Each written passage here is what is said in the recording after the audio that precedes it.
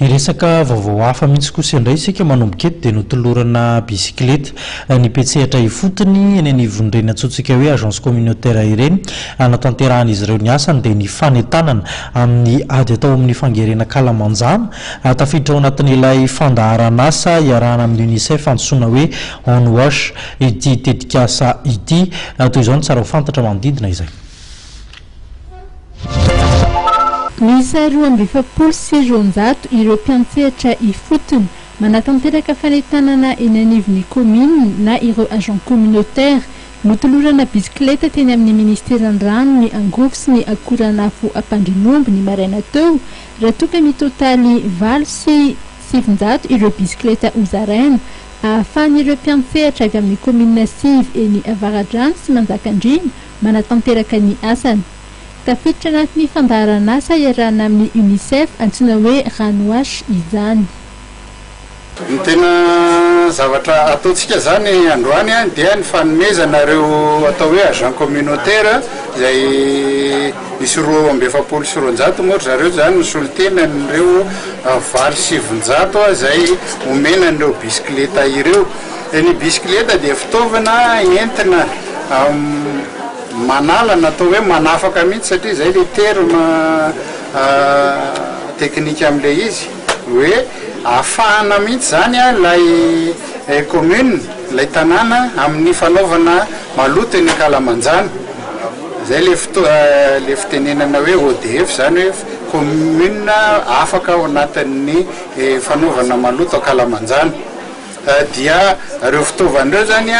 entin'ireo mpanentana eny amin'ny faritra tsirairay avy eny amin'ny quartier mihitsy aza dia miditra any anelakelatra sy tokantrano tsirairay avy any zareo mandondona any amin'ny fanentanana ny olona amin'ny fanajana ny fahadiovana fanarahana ny lalàna momba amin'ny fahadiovana sy fidiovana ary indrindra anara-maso ihany koa ny asa izay fatao satria izay arak'ilay voateniko teo dia ilay tsy fisiny ny fanaraha-maso sy ilay fanasaziana ny olona manao ny tsy mety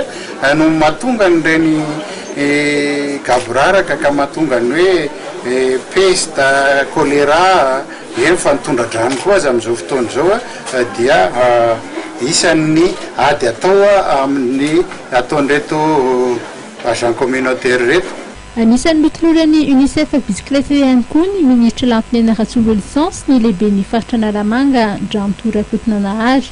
no antitra an-terin'ny ministra ny mahazava-dehibe ny fanovana ny toe-tsaina sy ny fanamafisana ny sazy. Tsy fantatra ny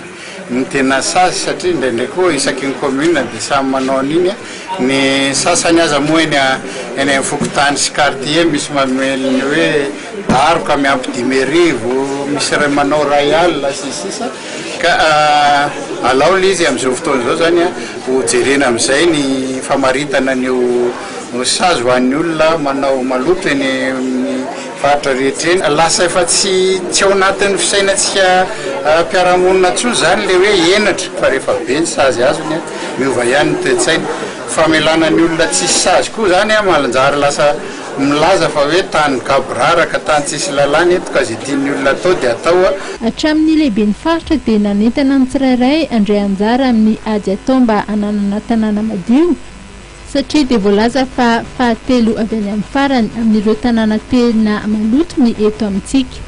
Isy ny fifananana atao isaky ny district, ny commune, ny fokotany amin'ny resaka fanadiovana izay ho tanterahana amin'ity taona ity.